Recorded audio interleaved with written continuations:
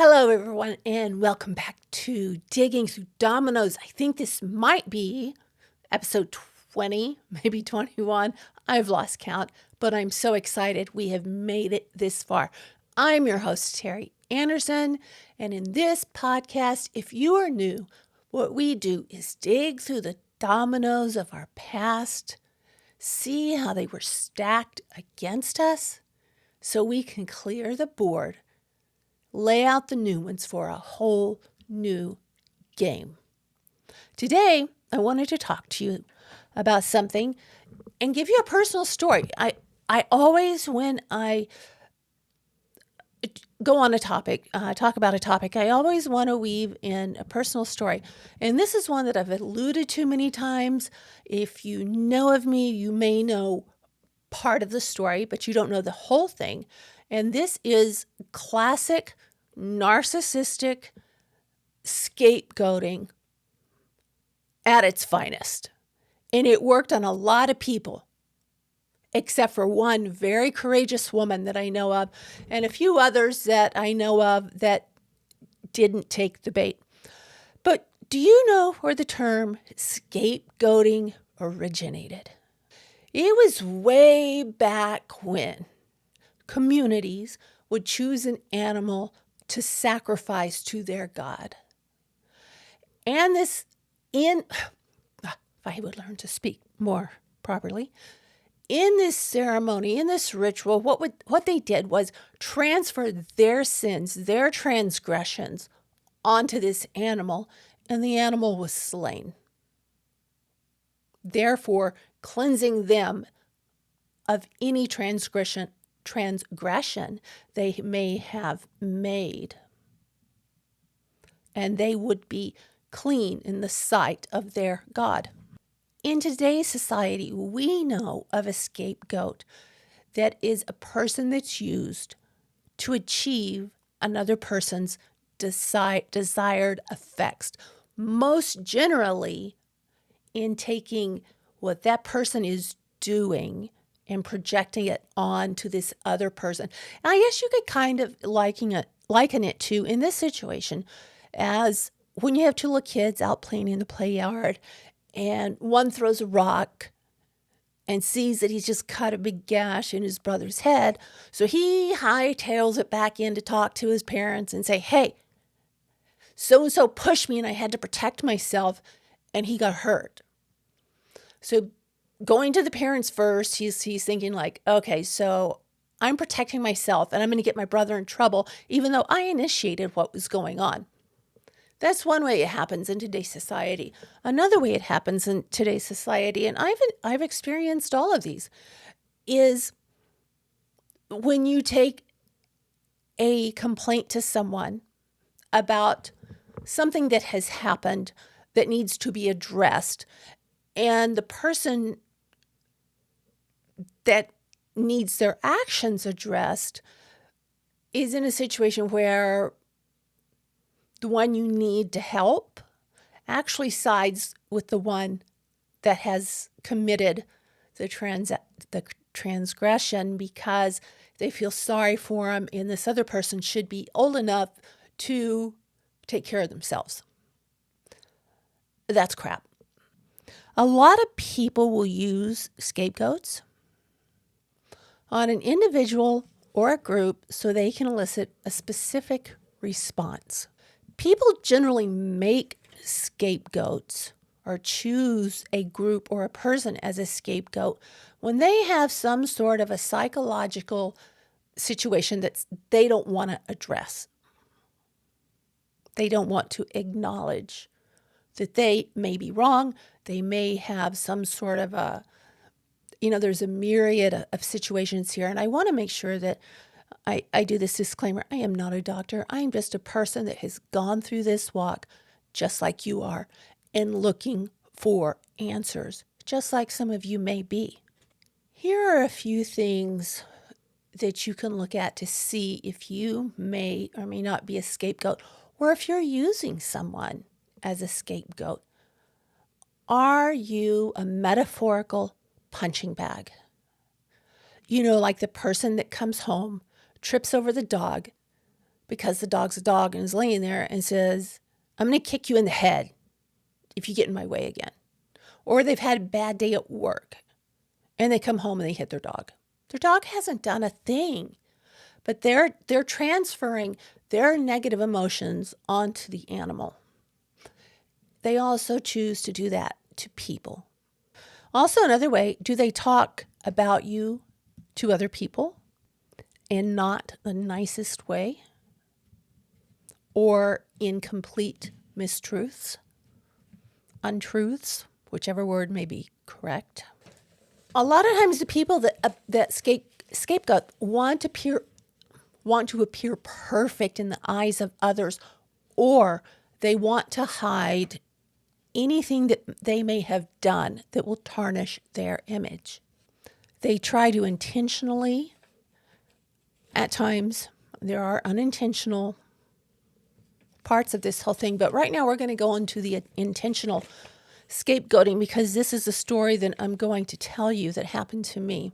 But one of the things that they do, and this person did, was actually two people, try to intentionally isolate, harm, humiliate, or punish me. Since the story's about me, that's, kind of what we're going to go with.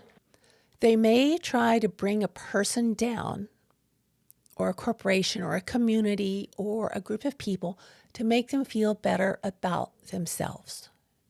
Most of these people have internal battles of their own that they don't want to deal with, and they need to feel superior or on a pedestal in their community, their family, their group setting at work, whatever. They'll project their own mistakes, their own doings onto the person that did not do this and the person they're trying to harm, the person they're trying to bring down.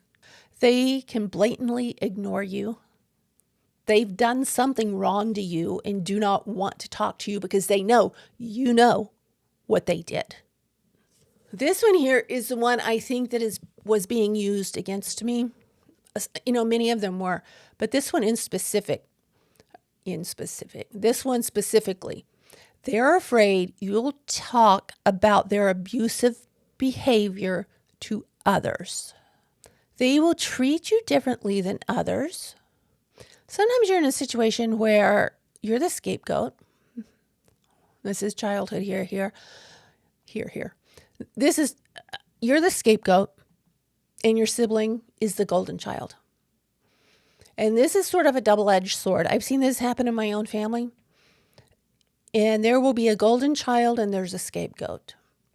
The scapegoat generally was me because we didn't want to hurt the golden child. We want the golden child to make sure that they're doing everything right. Well, what ends up happening is that golden child sees what's going on. They see the maltreatment and they don't want to be in that place of maltreatment. So they make sure that they're trying to do everything perfect. It puts all of this extra pressure on the so-called golden child, or the golden child basically will kiss ass. So they're not the target of what they've seen happen. In any instance that they're scapegoating, it just breeds contempt. It breeds misunderstanding. It breeds competition.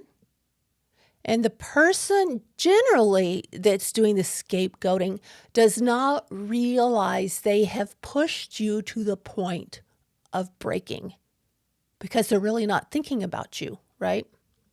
That's happened in my family of origin. That's happened in my marriage. That's happened in my relationships. That's happened in my friendships. Mainly, they treat you that way to get a leg up. Maybe you're doing something that they see as superior. And, I don't really like using that word. I guess something that they can't do themselves. And so they'll say something or they will speak to you in a certain manner that makes you feel like you're absolutely 100% worthless. All right. So here we go. We're going to go into this, and I have not talked to, I've talked to this person. These are receipts I have. These are texts that I have of someone that I was very much in love with. And when I say that, people are going to get the very wrong idea that it was a romantic, oh my gosh, I just want to love you. I love you more than anyone else in the world. But, a romantic type love. No, I was very much in love with this person because this person made me be very much in love with myself. They filled holes in me. There are two parts of this situation, this box. They filled holes in me that I had since birth. I could do no wrong. I was encouraged. I was taken places. We had adventure. We laughed. We had intellectual conversations. We were always doing something. And I was really, for the first time in decades, enjoying life. I was enjoying it. I loved who I was when I was with this person. But that was a plot. And you'll see why. I had met this person around 2006. She had worked at the office that my massage therapist was at, and I got to know her a little bit. She's a musician, or was a musician here in Portland, a blues vocalist. And we got to know each other pretty well, and she always really made me feel good about myself. And one night we went to see her perform, and oh my gosh, what a performer. Amazing performer. But she was always very friendly with me, and she treated me a lot differently than many people did. I felt really at ease with her. So I went to see her at a gig she had here in Portland in either 2018 or 2019. And it was so much fun. It was so much fun. She blew us away, as she always does, or always did. And after the performance, after I got home, I sent a message and I said, I've really missed you. It's been such a long time. I miss seeing you. I miss having you, be a part of my life. I missed that day-to-day interact, not day-to-day, but kind of, I was going in a couple of times a week because of a car accident I had had. And we really kind of got to know each other. And she just always made me feel special. I missed the part about feeling special. I thought she was being truthful. I had no reason to believe that she wasn't. And so I went with it. And, I did suggest, I said, let's get together for lunch sometime. Let's have a good time. Let's have fun. So I remember her coming to my house, and she brought me this aloe plant that I still have downstairs. And we started going to lunch and talking, and we seemed to have a lot of common ground, a lot of very intellectual conversation, which I am absolutely starved for. A lot of, how do I say this? We had a lot of fun. She was she was a lot like me in the way that we could explore, and we didn't have to worry about the clock or a map or where we were or what we were doing, that we're going to get lost, because we knew we were going to get home. We could do anything at any time, at any minute. She would take me to photograph, and she would slow down at things that she thought were cool. I never felt rushed. I never felt like I was being a burden. She really seemed to enjoy this, and we laughed, and we had such a good time. I'm going to put a link to the playlist that we had started during this friendship. Well, one day I tried to get a hold of her, and she didn't answer the phone. And she was texting me these really weird things. So that night, this had been going on all day. I texted her and I said, look, if you don't get a hold of me, she wouldn't answer her phone. I said, if you do not get in touch with me, I'm calling for a welfare check, because something is not right. So I didn't hear anything. I called for a welfare check. As I got to her house, the paramedics were taking her out to the hospital. I got to the hospital right after them, and she was in sepsis. She had kidney stones, and one was blocking her urethra, and she was in sepsis. It was very serious. She was in the hospital for quite some time. And I jumped in, as I did with just about everyone that needed help, and I took care of her. Her other friends, I never saw while we were at the hospital. I never saw anybody show up. I was there. I was taking care of her. She was estranged from her family, and there was no one else there. And I really kind of felt responsible to take care of her in a way. And besides that, I enjoyed her company, and I didn't like seeing people suffer. So she was in the hospital for quite some time. We really bonded then. My job, I saw at the time, was to keep her in good spirits, because if she was in good spirits, she was going to get healthier sooner. To keep the staff around her in good spirits so that they would take care of her, so she would get better sooner. Then came the day she was discharged. We went to her house, and I stayed there because she had to have around-the-clock infusions. So I stayed there, and I stayed until she started getting well. And then some things started happening with me. I started having a problem with my heart. I started having vertigo. And if you watch some of the videos, you'll be able to see me say things like, or there's a part in there that comes up where I had to be taken to the ED. I had never been to the ED more times in my life than I had been when I was in this relationship with her, this friendship with her.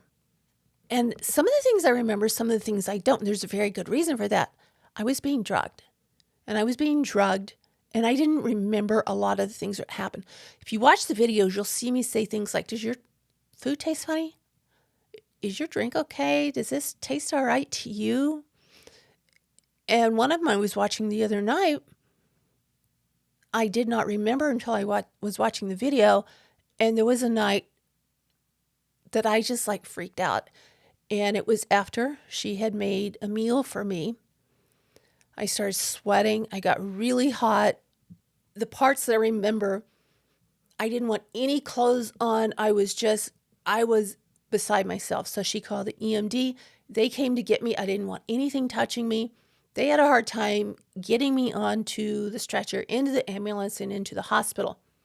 They couldn't find anything wrong. But they never did a tox screen.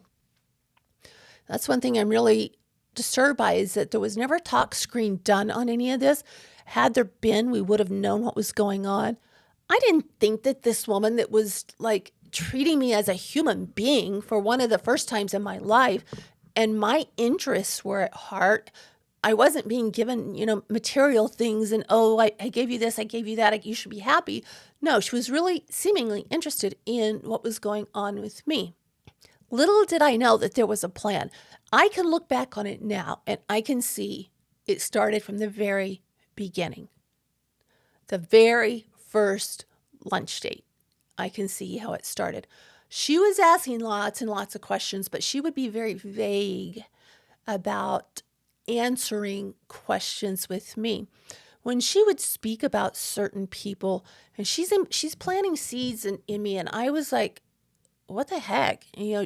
She was speaking about this person named Mary. I don't know who Mary was. I don't even know if Mary was a real person. Mary, who I tried to kill.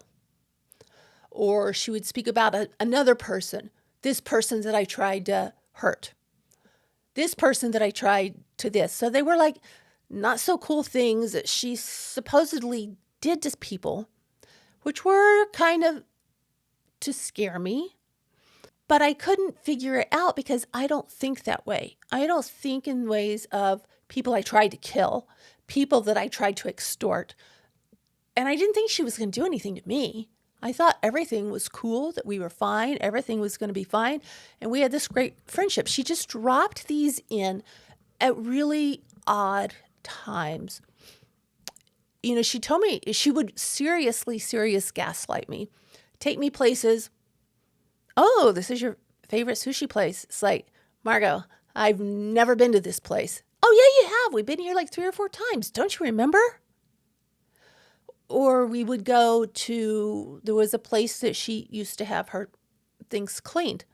And we were there one time and she said, did you pick your stuff up? I said, I don't have anything here. Yeah, you do. You do. We brought it in when I brought my clothes. Alas, when the person looked, There was nothing there for me. Oh, she said, I must have picked him up when I was in here to pick my stuff up last time. And I'm not putting this together because at that time, I'm still thinking, I don't know what's wrong with me. I'm just glad that I'm on the other side of hell, it seemed, and slowly building my way up. Without this relationship, I never would have gotten to the point I am now to be able to see how easily manipulated I can be. So let me get into part of this, and if I need to elaborate, I will. I'm looking at this first text and I'm laughing. And one of the things I have to say, I really noticed that I was starting to lose friends on Facebook. I have a lot of the Portland music, jazz, blues scene, or I did, on my Facebook friends list. I do still have some, but there were a lot that sort of silently disappeared. Now I know why. This was a friend of mine. I had never met her. I wanted to use her to help me physically. I had been a gym rat forever, and I had gotten out of that. I had some problems. I had gotten out of the gym, and I really wanted to get toned back up. I wanted to get in there, and I wanted to have her help me. And at that point, when I started talking to Margot about that, she said, I don't feel comfortable with that, and I want you to block her. I've heard really bad things about her. And I'm thinking, I've never heard anything bad about this woman at all. She's amazing. No, believe me, word out is this is not a good person. I'm like, well, okay, I guess. I don't know. And so I messaged this friend and I said, look, I've got to block you. Which was weird. Why would I do that? Why would I allow anyone to make me unfriend someone and block them? That was ludicrous. I keep looking at the time and see how much time we've got. A minute here. That was ludicrous for me to do. And I don't know why I did that. I don't know if I did it because I didn't want to lose the feeling that I had when I was with Margot, and I felt like there was no care in the world, and every day was an adventure, and we always had fun. She was always up to playing games, going to listen to music, doing silly things, going with me to get pedicures. I mean, we were very, very close friends. She was the closest friend I have ever had in my life. The part of her that I knew. Okay, now when I read this to you and when I'm trying to tell you what happened, you're probably thinking, oh my gosh, how naive are you? I was naive, but that wasn't the only thing. I was emotionally starved, and I was desperately seeking companionship. And so I ignored a lot of red flags. They would kind of cause me concern, but then I would think, well, maybe that did happen, or maybe she's confused, or, things like that. But I am owning my part in this. I should have seen the red flags, but at that point, I really didn't want to see them because I was being given something I'd never had before. I know it's very selfish, but it was also very healing, as I said. But let me read this to you. It's like, hey, I don't know if you'll get this or not, given all of the drama and unfriending and blocking and unfriending and blocking. Yes, thanks, Margot. You did that. Actually, I did not block her. She got on my computer and blocked her. Let me skip down through some of this. I don't want to go into personal stuff. Okay. I'm sure Terry tried to contact you after I threw her out last May. All right. Here I need to clarify. Margot didn't throw me out. I left. The reason I left is things started building up and things started not making sense. The thing that really tipped me over the edge was I have a very, very heavily constructed password on my MacBook, my iPhone, my iPad. Also, I have the fingerprint display or fingerprint sensor. And the day I left, I went in to check on her, and she was really ugly with me. I'm like, what's up? And she verbatim recited my text messages to Jeff from the night before. And she was livid. I said, I cannot believe that you violated my privacy. I cannot believe you did this to me. Because I had been having gut checks, but I kind of, threw them off. So I packed my stuff and I left. But I forgot some things, and that'll come up later on. I'll explain that to you. But to clarify that, she didn't throw me out. I left. Terry is a very dangerous and disturbed person. The last time I checked, I never said to anyone, Jane, who I tried to kill. Or, I murdered my father, don't you? Or things of that nature. I never said anything like that. All right, dangerous and disturbed person with narcissistic personality disorder. Projection, 100% freaking projection right there. I hope she didn't enter your life and ruin something for you. When we first got together, we didn't get together. We rekindled our friendship, and yes, we ended up living together for most of those next months because of my medical condition, your medical conditions, and things that were just weird that were going on that she, with me, orchestrated in some very imaginative ways. I'll get to that in a minute.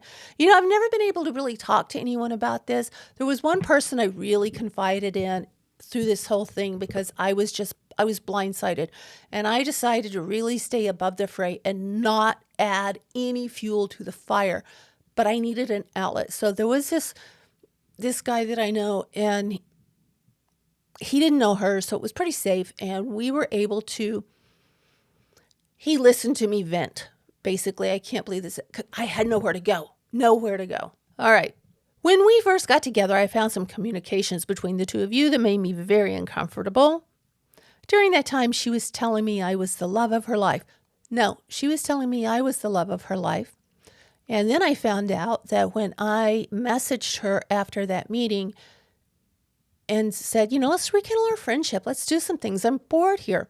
She had actually been going out with another woman, and she ditched that woman for me. She had this plot planned out.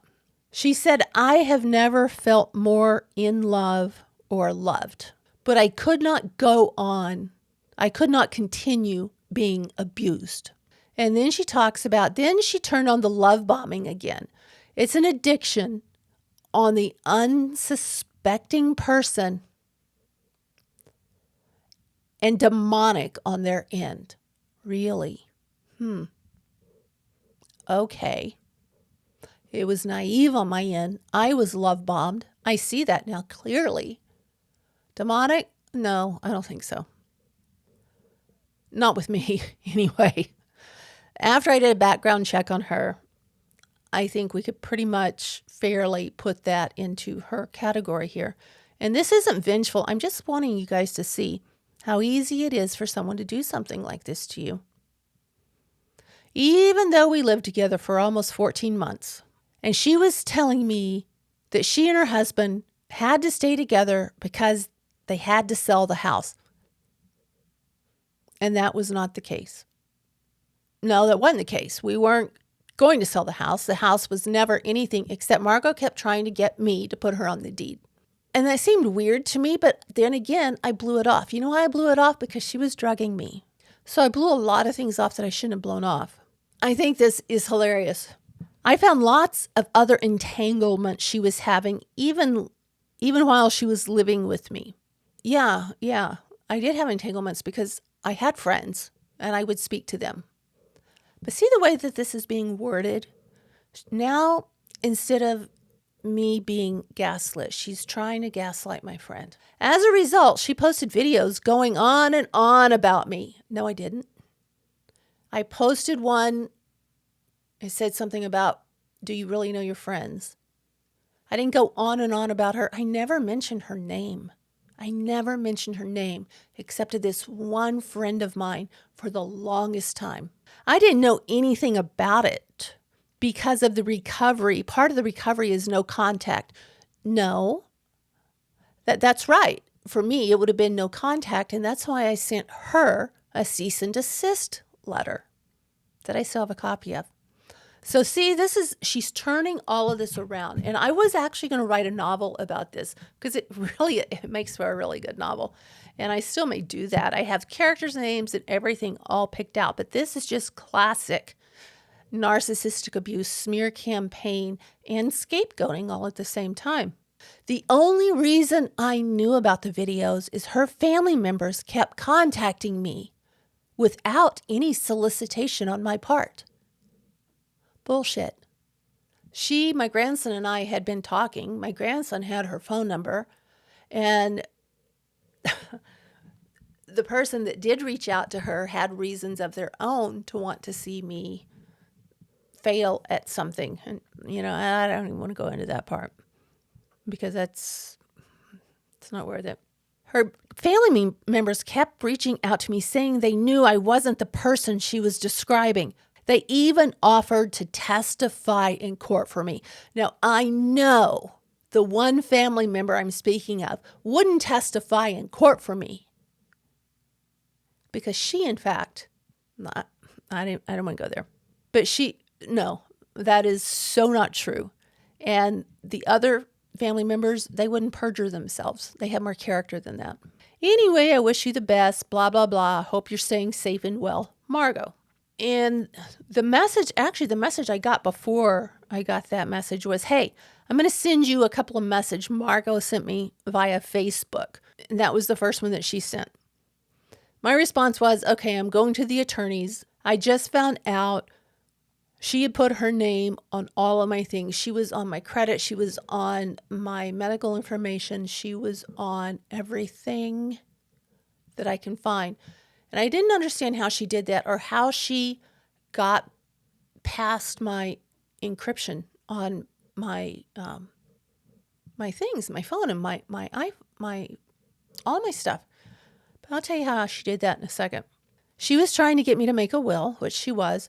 She was drugging me. I've made numerous complaints with federal authorities, and now they're working on her now.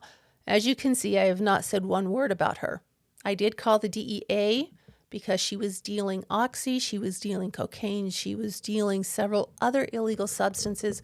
And there was a time that came up that she had me, and I think she knew I was getting close to leave, and she wanted to pull me in and have something to hold over my head. So what happened was she had me sit in on a pain management clinic meeting.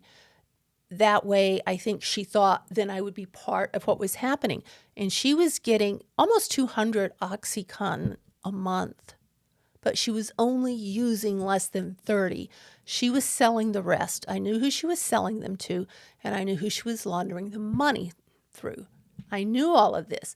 So when she set me up with that, and then I left, it was actually that week I left, I called the DEA and I turned them all in because I did not want to have anything to do with it. I knew that's where she was going.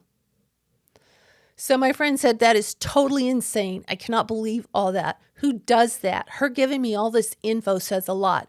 The part about your son was so totally wrong to tell me any of that. Who does that? Well, what happened? I didn't get the last message about my son. Then I said, I haven't read the entire story yet. The story is so bizarre. I had a friend of mine in the government do a background search of her. She has dozens of anti-stalking orders or stalking orders, anti-harassment orders, restraining orders against her from other women citing the very same things I have cited. She also has criminal charges dating back to the early 80s. My daughter did reach out to her and has been doing the very same thing to me that Margot has been doing. I'm sorry you got what she needs. She needs to get up and get over it and go away. I suspect that's why I'm losing a lot of friends on Facebook. I'm pretty sure. All of my musician friends, I'm positive that happened. I said I didn't see anything about my son. However, if you turn everything around, it's semi-accurate. If you look at her record, she's described everything, or her messages, she's described everything in the restraining orders and the stalking orders, the harassment orders. She told me she would ruin my life. There was a text that she sent the first night. She had been giving me immunizations or shots, I guess, for my allergies and my immune system problem that I have. She had been giving me 3 shots a week. Well, I wasn't able to get my vials, and this was wrong on my part. She wouldn't let me in, which she had to because I was legally a tenant there since I had spent so much time. But she wouldn't let me have the vials. So my daughter went over there to get them. That was a bad choice to make, to send my daughter over there. But I wasn't thinking correctly. And I said, if you don't give her the vials and my syringes and everything, I will get the sheriff involved and I will come and get my things. And that text message of how she's going to ruin my life will come up here. I said, oh, there's so much more to it. I kept wondering why my musician friend stayed away from her. Now I found out. My daughter and I have not spoken for 6 years. It's a long story. But if you listen to some of the videos that my daughter has, I made some videos in response to some questions that my daughter had left me. Those are on my YouTube. I'm not going to, if you want to search for them, you can search for them and you'll hear for yourself. I've never posted anything about Margot because I'm not that kind of person, but she has systematically gone through my friends list and whittled it down to almost nothing because of who she is. You're right. Her sending that to you says a lot. You're right. Her sending that to you says a lot. She's very threatened by you. And let me see. These are all screenshots. Okay. Oh, I forgot to send you the one about your son. And let's get to the part. Almost nothing she says is true and has several different profiles and blogs, all geared to different themes and people. Yeah, I do. You know how many other people on Facebook do that are in social media? I have bikers. I have mental health. And I had a traveling website. Of course, it's geared to different people. It's sort of like a musician singing jazz, singing rock and roll, singing classics, and singing pop. There's no difference there. But this is very dark, trying to appear very dark. Okay, she's had 8 kids in that house at one time. They are all contacting me, sharing the house of horrors that they grew up in. Really? She didn't have a relationship with any of them except the 2 that are there now. That's true. That's true. I don't have a relationship with any of them except for the 2 that are here now. And there is one more that we have mended fences and that's going on. The homeless son she goes on and on about was the one that was most abused. He was, by his siblings. The things we found out that were done to him by his siblings are absolutely horrifying, and they should be jailed for the things that they did. Apparently, he started to show homosexual tendencies even as a little guy, and they told him that he would go to hell. Bible thumpers. If you know me, you know I'm not a Bible thumper. If you know me, you know I would never tell my son he was going to go at hell if he showed homosexual tendencies. My gosh, look at my family. That is not on my radar. And yeah, I did go on and on about my homeless son because I was out there searching for him, as many of you have seen in other videos. They said that he would become a pedophile and used to beat him so severely, but then wouldn't take him to the hospital for fear they would be charged with something. I've got like 9,000 pages of Joshua's medical history with me. So no, that's not true. And we did take him to the hospital time and time again, trying to get him psychiatric treatment. My son was very ill. So they got a dog shot collar and put it on him. It's such sick stuff that went on there. And it's all about homosexuality in hell. It's pretty ironic, all the things considered. She created her own little schizophrenic. This raises my blood pressure to the part I want to explode. For her to use my son like that is absolutely repulsive. I will address the caller. We did take my son. There were some things that were going on. It had nothing to do with homosexuality. It had with him do with him stealing my underwear. And I wore like really expensive underwear. And he kept stealing it and stealing it. We tried everything we could. And we took him to one of the United States renowned sex therapist. And his treatment did include, it was kind of like the Schick cigarette thing back in, if you're as old as I am, you might remember that. Every time you take a drag, you would get a little shock. Well, there was a hunting dog collar. It was placed around his thigh. Joshua made the CD that walked him through this. Joshua signed off on everything. I was sick to my stomach, but I wanted my son okay. We didn't know what was going on with him. So that part is partially true, but not in the way that she addressed it. And I have dozens of doctors to back me up on that. I find this one pretty funny too. That's just one of dozens of stories. I blocked her in every way I could, but a few weeks ago she contacted me. I didn't know, through methods I didn't know about, wanting to be back with me. No, that didn't happen. I sent her a letter because she contacted me saying that she was in touch with my daughter and her family for Thanksgiving. She's trying to hurt me. She's trying to do all of these things to me. But what she did was she strengthened me, and I have to thank her for that. She strengthened me, and I let her know that her contact at that time had violated the cease and desist letter I had sent her, and I would be going to the authorities. I didn't want to do it. I was really thinking, do I go through with this? Do I not? I don't want to. At that point, I had gotten out of this, and I'm trying to, comprehend everything that's going on. Truthfully, I should have gone to the authorities. I did go to the DEA. I admit that. I did turn her in. I did turn her friends in. But I didn't want to go through the emotional negativity. I had come through so much, and I had healed so much.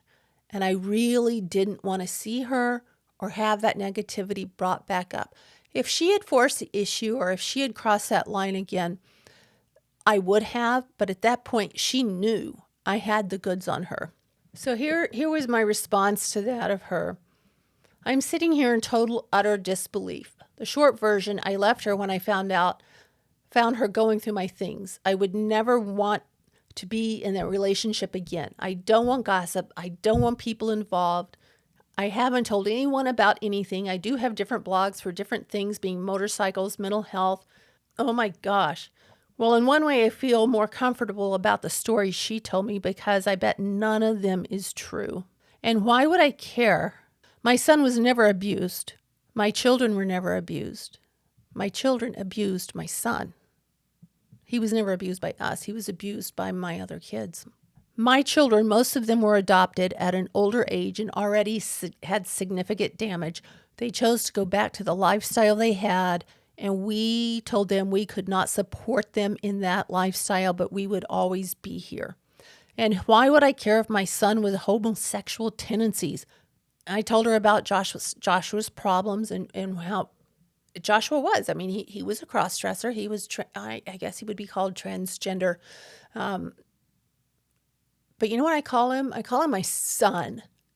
And many of you have seen me fight for him until the day he died. And I'm about to wage war on the medical examiner now, coming up on a year on his death, because I still don't have the information. And then my friend says, you can actually sue her for slander. You have the proof, and I do have the proof, and I'm more than willing to send you more. I've not blocked her yet, but how in the world did she find out we were communicating? Maybe someone on your Facebook page. I said, the day I left, she sent me a message telling me she had spent the day compiling MP3s, videos, photographs that would ruin my life and my relationship with my family. She's facing federal charges, and then she actually sent them to my family and did almost try to destroy my family. And I have a big problem with that. One of my kids, she sent them to one of my kids, and that child contacted a kid that I'm not even in contact with. My husband, they're talking, is this big thing. I got set up. I come home. I'm blasted on speakerphone by this kid that is not in my family. And when I say that, I mean in my core family. Tell me what he thinks and what he this and what he that. He doesn't know half the situation. No one knew what was going on. And I was blindsided. And I guess I should explain that with the videos, the MP3s, and everything. She sent out what is called revenge porn. I saw the pictures that she sent. And in the picture, I was naked. I have very distinctive tattoos. Although my investigator said that the picture had been manipulated, it was me. But you could clearly see I was asleep. You can clearly see I was completely knocked out, which is exactly how she got my fingerprints on all my devices. When I was knocked out, she unlocked everything, and I found out later on that she was logged into my Facebook account and into my computer and had access at every time. And I didn't know enough to dig deep enough to see that other people were logged in to my devices. So yeah, she was logged into all of my devices for almost a year. That is really scary, and that makes me feel very sad that people would go to those links. And it also makes me feel very like I didn't do enough to protect myself. I don't know, but that was crazy. So anyway, she sent those pictures out. She sent out a supposed voicemail, and the version I heard, I could tell was mixed. Duh, that's what she used to do. She was a vocalist and she was a producer. So yeah, she had all the equipment. I could tell that the voicemail was mixed because I know which voicemails I had sent out. So she did that, and those are all federal charges. So I was getting ready to go to court with that with my attorney. I talked to my attorney about it, and we had her dead to rights, but there it came again. Do I really want to go through this negativity again, or do I want to focus on getting better? Well, I filed the charges with my attorney. I gave it all to my attorney, and then I just said, let's sit on this for a while and see what happens and how I'm feeling. Then my friend says, sue her, but what she sent to me is just so twisted. Is she on meth or something? LOL. Seriously. I said, I have no idea. And I have absolutely no idea how she found out. This was all before I found her logged into every account I had, which is like, again, that's my fault. After I went to the DEA and had that federal background check done, I was completely and totally livid. A lot of this is I'm letting my friend know about some of the illegal dealings that I had found out in the last weeks before I left that really tipped the scales for me. There was no reason for me to bring that up. Let's see. She would cook and wouldn't let me in the kitchen. She would make me drinks and tell me to stay right where I was, which she did. I didn't think anything of it because, like I said, I don't think that way. I don't think that way. I didn't have any reason not to trust her, but I was constantly throwing up the entire time I was at her house. And being someone that has had comes from a neglectful childhood, and the trauma and everything that I've experienced, I am one that will get ailments. My trauma tends to come out in physical form many times. But when I was in her house, I remember I was throwing up all the time. The paramedics were called all the time, and it never crossed my mind that she was drugging me. The doctors couldn't figure out what was wrong with me. I wish they had taken blood tests and did tox screens. And then my friend says, I will send you more information if she contacts me, and she probably will. I feel like she's been on my Facebook page snooping around. She's such a predator. I am so glad that this friend of mine was able to see this when a lot of people weren't able to see it. And I feel that since she was such a blues legend in Portland, the people around her were afraid of her with good reason. I found out after her death that they had good reason to be afraid of her. She had the goods on everybody. So this is the text message I said that she sent me. After I was told you were coming over here with the sheriff, I escalated things. You escalated things even further. Okay, so this is more gaslighting, more manipulation, and more scapegoating type of behavior.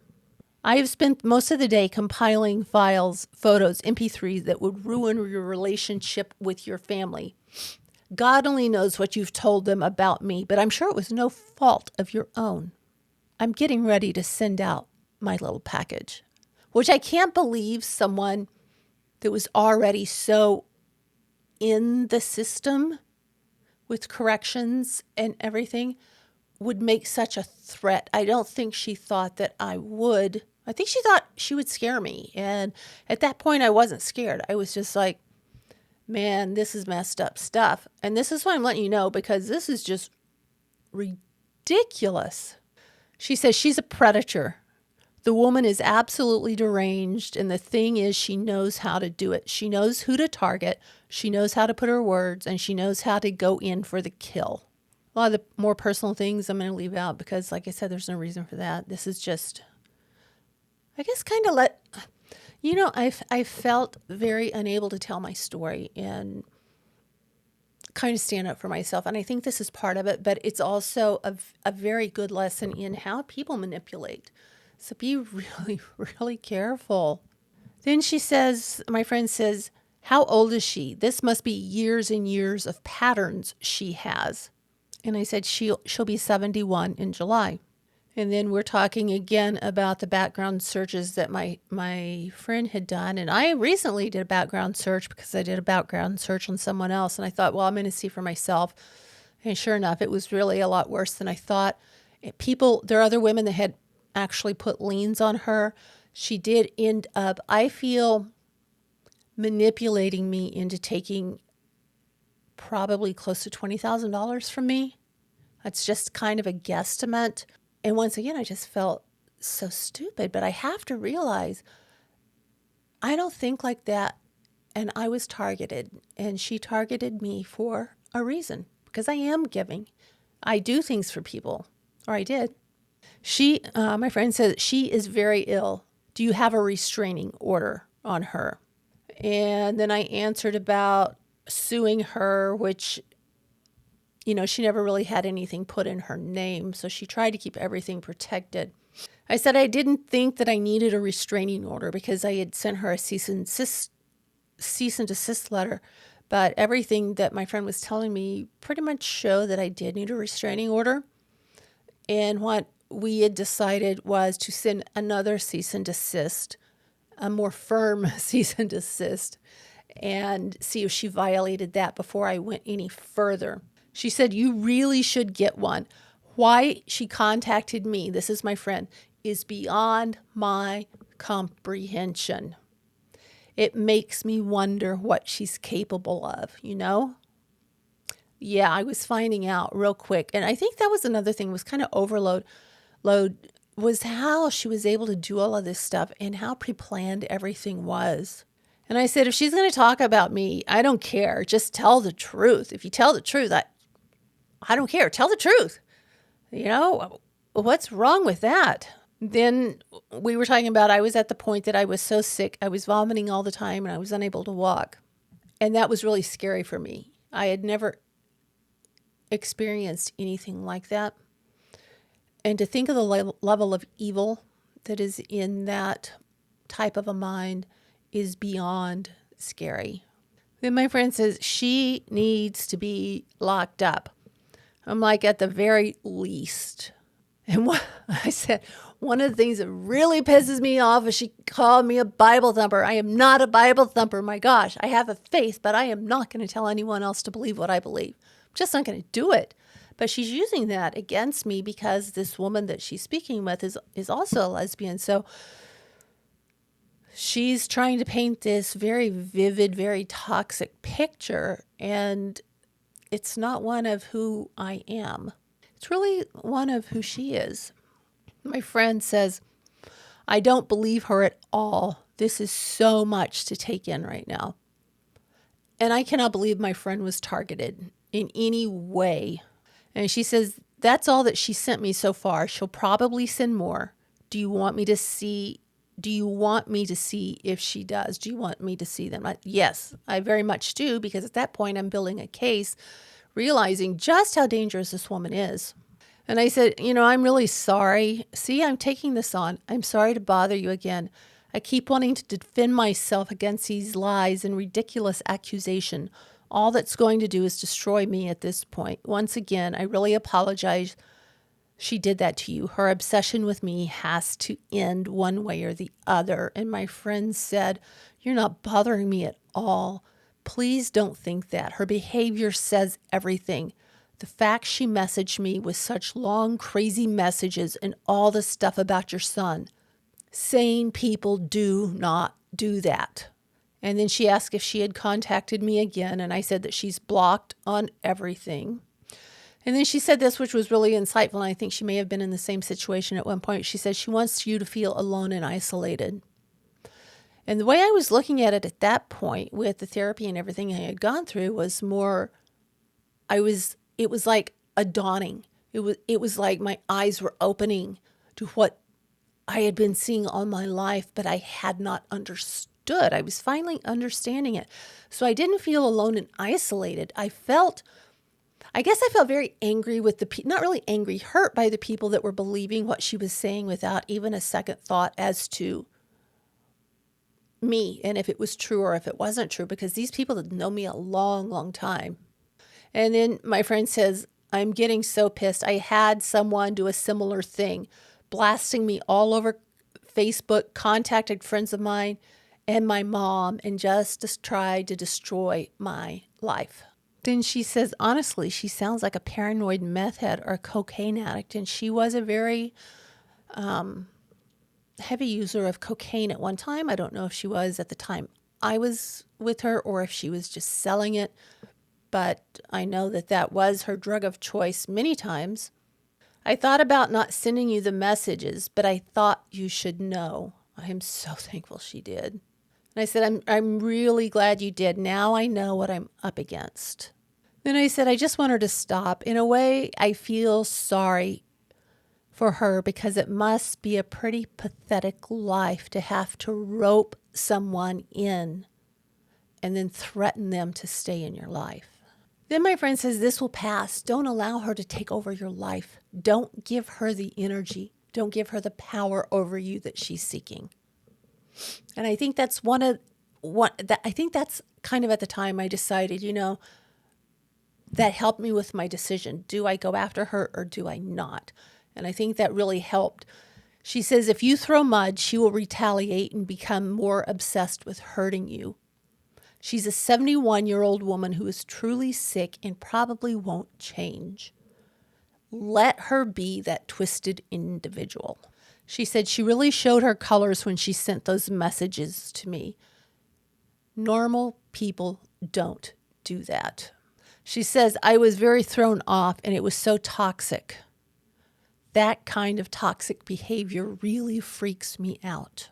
Then my friend says, we had been talking about, I was like, why did she let me sit through that meeting with the pain clinic?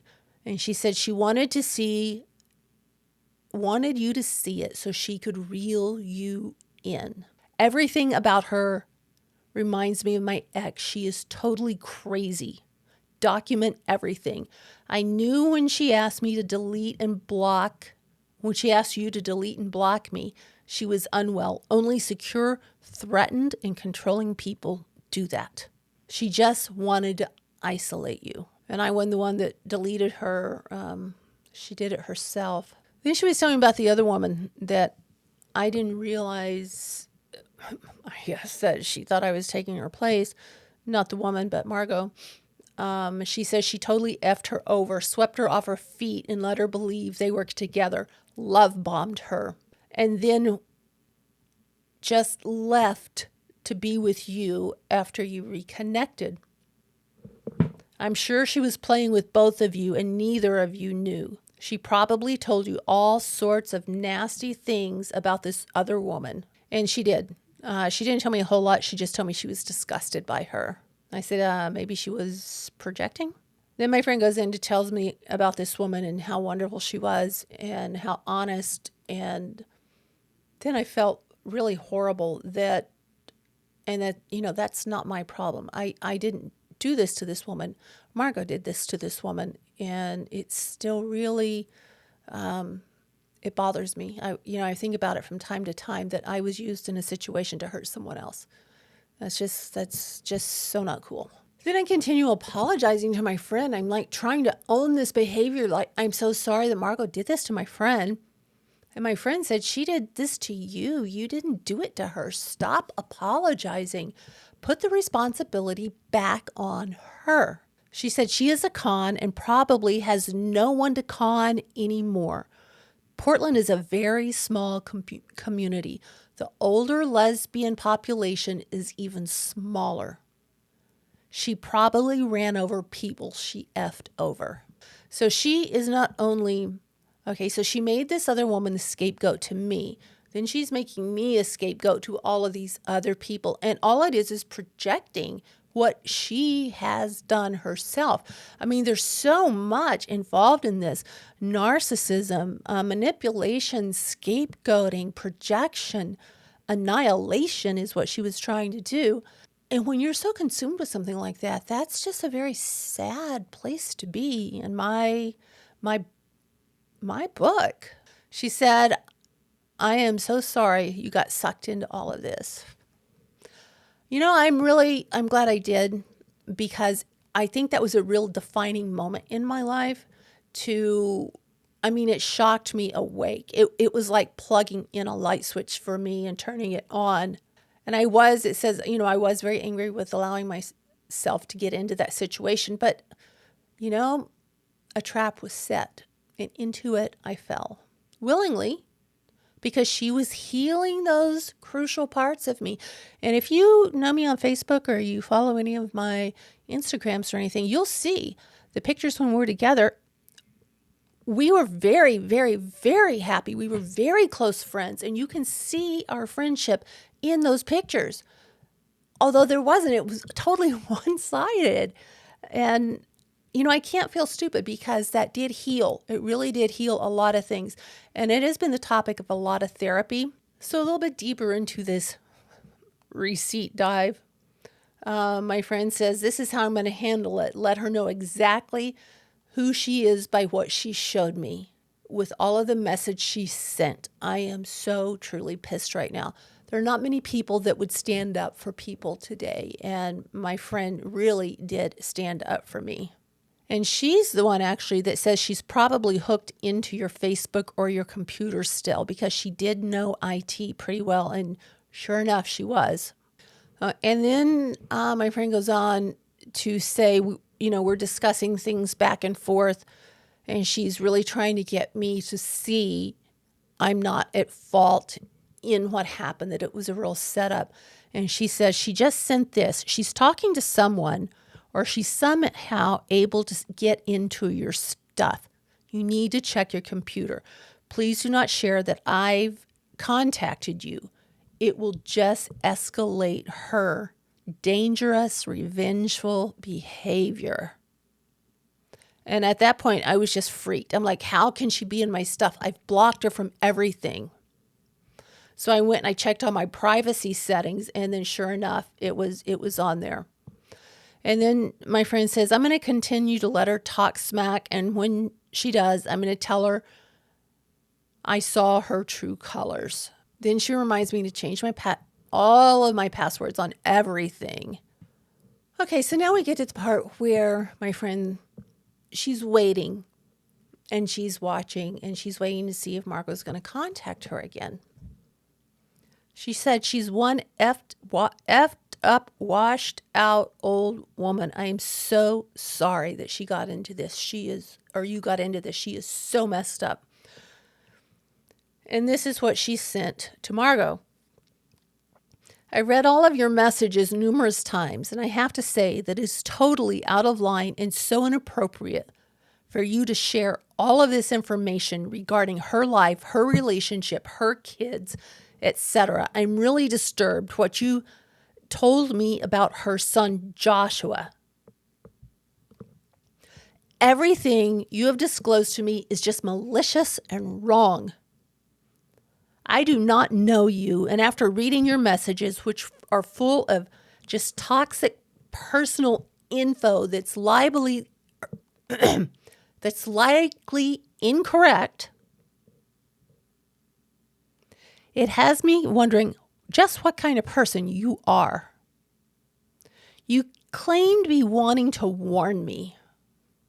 This is way beyond warning. What you're doing is slander. Not to mention total character assassination of Terry. I truly do not want anything to do with this or you. I'm in a great place, better than I have ever been. You are causing turmoil in my life. And you know what? Terry has never said, all in caps, never said anything bad about you or your relationship or your behavior. So just stop. And then my friend continues to me, she is just so twisted. I wrote her just to see what she would say. So when she twisted the words regarding your son, it pissed me off. I'm so effing pissed right now. I'm shaking. So this is what Margot responded with. Her biggest card right now is that you're a personal trainer. And she used to go to the gym constantly. And that's all bullshit, by the way. Really? Well, my muscles didn't tell me that. When they were open, this was during the pandemic, she's saying when they were open, the gyms were open, I tried to get her to go with me and she refused. No. You guys, I just want you guys to see what the heck. This is so crazy. I mean, it's like living a movie with this relationship. But like I said, again, I'm thankful because it opened my eyes, not only to her, but the people in the community that we were mutual friends with. Then she goes, I've had all these physical problems and I really want you to help me. I've lost a lot of muscle mass. She lost over 100 pounds, gastric bypass. And I think I should just try and get in the gym. I should just let you know that. I have a very bad feeling about all of this. And the fact of me feeling so compelled to reach out at this particular time. I hope to hear from you. Okay, I'm going to try to quit obsessing over this and obsessing over her. LOL. I try very hard not to give her any of my energy, and here I am spending it all of this time on her. One more thing. You said you were dealing with your own demons. These people, meaning narcissists that she's labeled me as, are super sensitive. Once again, she's projecting here. Are super sensitive in identifying anything like that and will use it as a way to make you think that they too suffer from the very same thing, like a kindred spirit. Careful what vulnerabilities you share. They have a big toolbox. Okay. I'm stopping now. Sweet dreams. Hug your partner a little extra tight tonight. That just wants to make me gag. Then my friend says, I was just so sick of it and it makes me ill. Who does that? She's just a sick, washed up blues singer who is bitter and has nothing to do Nothing better to do with her pathetic life at this point. She's clearly wasted it. Once again, she tells me not to apologize for what Margot has said. And that's something I've been working on, is not to apologize for things other people do. She says, I'm fairly certain she will be done chatting with me. She offered me her phone number. Who does that? She must think I'm as toxic as her for listening to her malicious bullshit. I had so much more I wanted to say, but I think I got the point across. And I said, I think she's just trying to pull one more person out of my world. I hope I didn't say anything. I just hope I didn't say anything that could be misinterpreted as throwing mud or degrading her in any way, because that's the last thing I wanted to do. And I tell you what, that took me a long time to learn to do, because I would fire back like that. And she says, you were totally appropriate with what you disclosed. She did this to herself, and I'm glad I put her in her place. I'm sure she's fuming and probably paranoid as hell. And then she texts me. She just responded from my message I sent. All she said was, got it. And again, she says, you were never malicious in anything you said to me. You told me the truth, which I had already figured out. You disclose your experience with her. You do not say anything about her or her effed up life.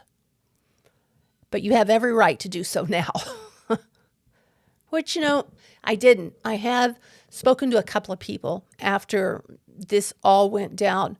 I have never maligned her in any way to anybody. And one of the things that really makes me sick is she died December the 9th. And a lot of, on Facebook, a lot of the blues and jazz community were coming out to offer condolences and what a wonderful person she was and we'll miss you. It really makes me sick that these people don't know the things that she said about them to me. And I'm not going to tell them that. There's no reason to hurt them for that.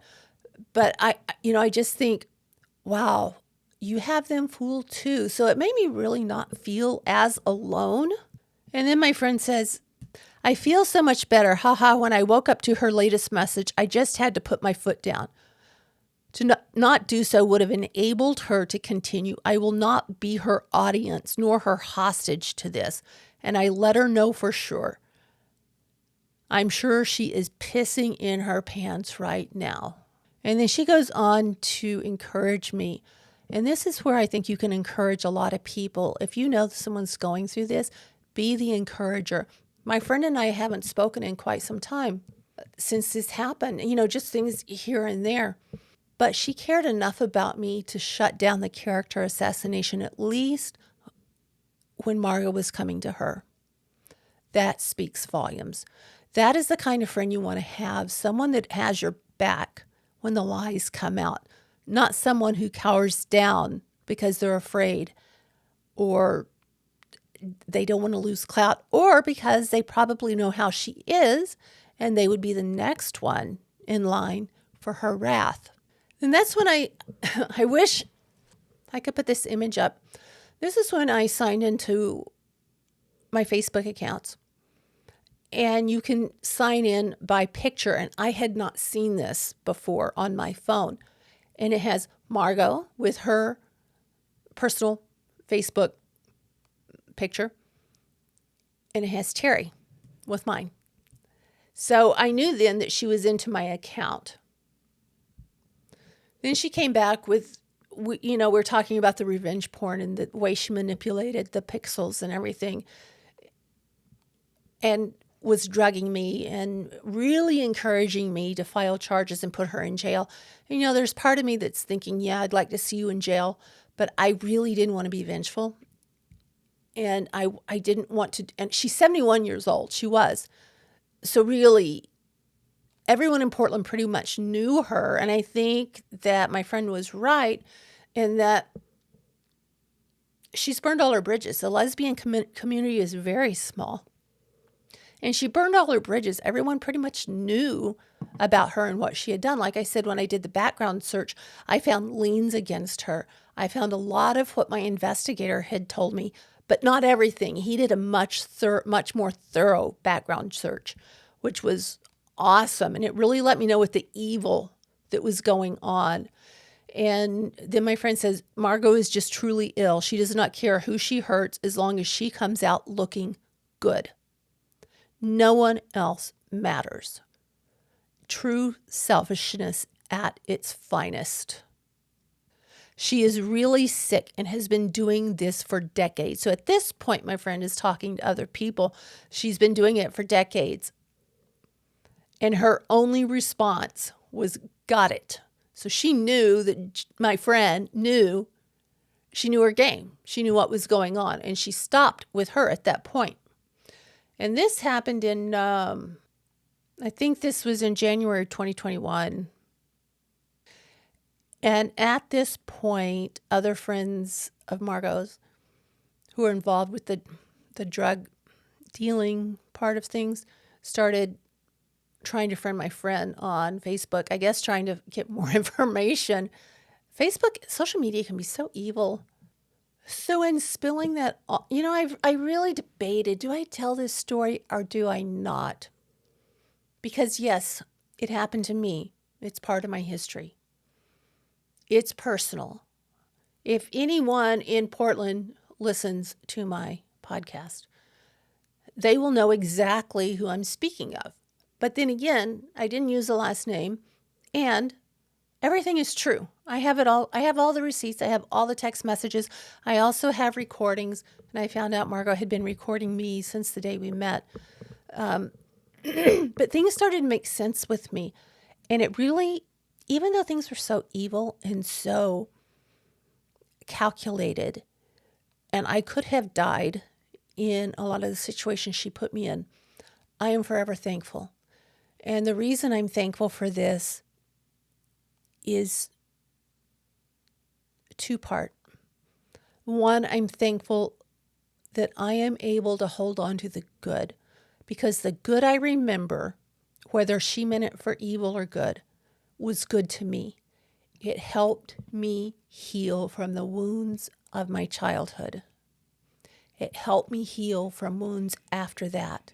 She made me feel special. She made me feel important. On the flip side of that coin, since I was being drugged, there are many things I don't remember. And I have just been told. And that lets me see, Tara, you need to really back up and really look at your boundaries. Really look at who you get close to. And I think she's one of the ones that really was the tipping point of having me say, I don't believe anyone anymore. I cannot judge people. I have not gotten well enough in my recovery process that I can make an accurate judgment of people. She helped me with that. And I am so very thankful she did. But this started out as scapegoating, but it led into so many other things. Yes, Margot was using me for a scapegoat to everyone else, because all of a sudden Terry wasn't going to be with her at events, and she was going to have to come up with a story. She didn't want to tell the truth about what happened. I got into Terry's computer. I drugged her. I tried to get her to make a will. I tried to get her to do this, tried to get her to do that. She didn't want any of that out. So she basically took what she had done to me and turned it around for everyone else. So she wasn't scapegoating. She was projecting. She was trying to isolate me. She was trying to humiliate me, none of which worked. The people that fell for the isolation thing, you know what? I'm glad that they chose that route, because I didn't have to do it. The people that stayed, I truly thank them, because they saw through Margot's ways. They had been with her for a long time. There are a lot of, like I said, there's a lot of criminal history with her. She's got a very full deck when it comes to orders against her, restraining orders, stalking orders, anti-harassment orders. And like I said, I wasn't really sure I was going to share this because it almost seems like throwing mud, but I'm not. I think it's good for me to go through and read my friend's messages again, read the messages she sent or Margot sent to her and how she responded. I was feeling very alone here in this world in the last month or so. And to read my friend's messages, who I really have not seen at all, stand up for me and say, stop it. You're full of crap. You're pulling character assassination, and you are one sick person. And for Margot to respond back, got it? I felt validated. My one friend, she really validated me in my feelings. And I hadn't even spoken to her about any of this stuff with Margot until Margot started sending her messages. And that let me know why all these people had kind of dropped off the face of the earth. And, I dodged a bullet. I could have died. There is, we hope, not permanent damage to my heart, but I do have damage to my heart. When I pull my medical records up and I look at how many times I was in the ED, when I go back and I look at the videos I did with her and the times I said things like, does your food taste weird? My food tastes funny. To the one where it was about when I went to the ED and I was so hot I couldn't have anything on. I was throwing up. All of these weird things that had happened to me in this space of 14 months, not even 14 months, 13 months with this woman who I had tried to help. And all I did, I got pulled into this dark web because of narcissism, because of toxicity, her need to control someone else. And that's one thing I don't get. If you have to control someone to love you, what does that say? You're not getting love. If you're trying to make them love you, you're not going to get love. I did love her very, very much. As I said, she gave me so much that helped me heal and was truly the best friend I've ever had in my life.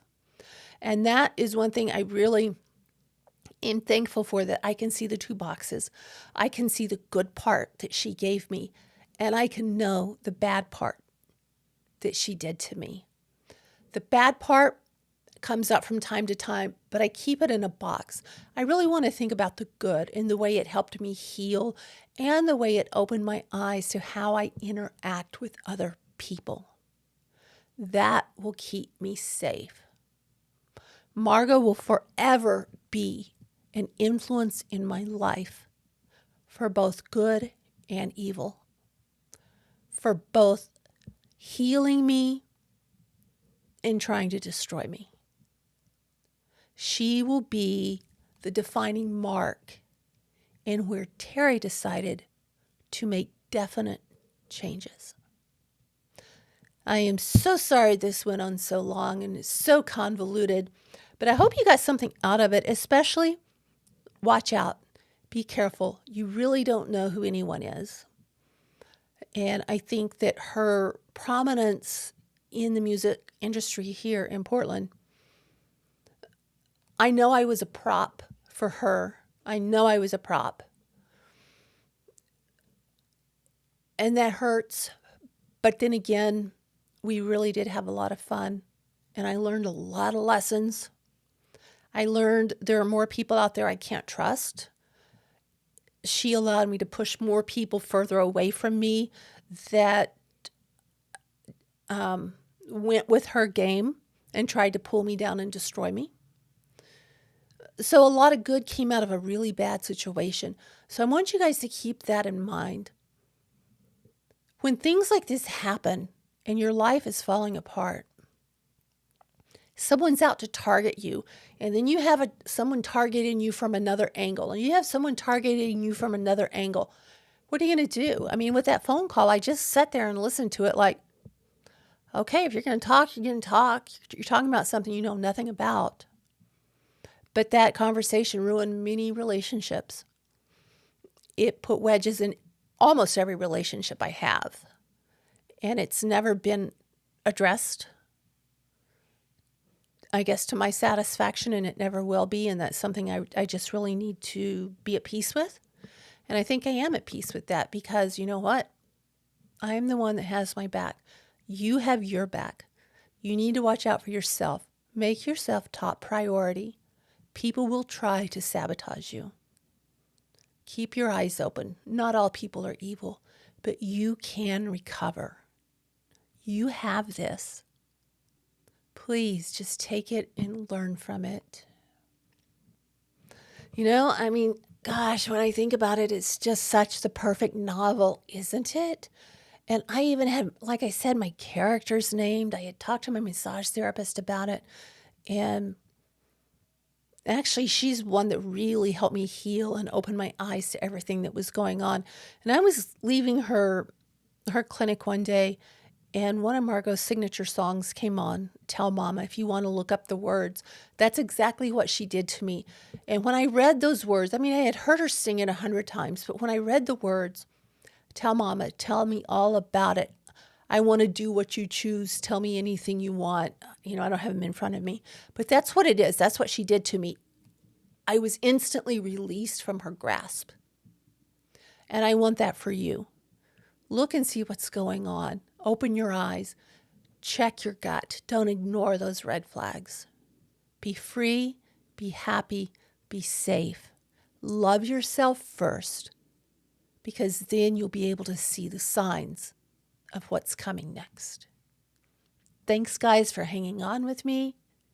And I will be here to talk to you guys later this week or next week. Enjoy.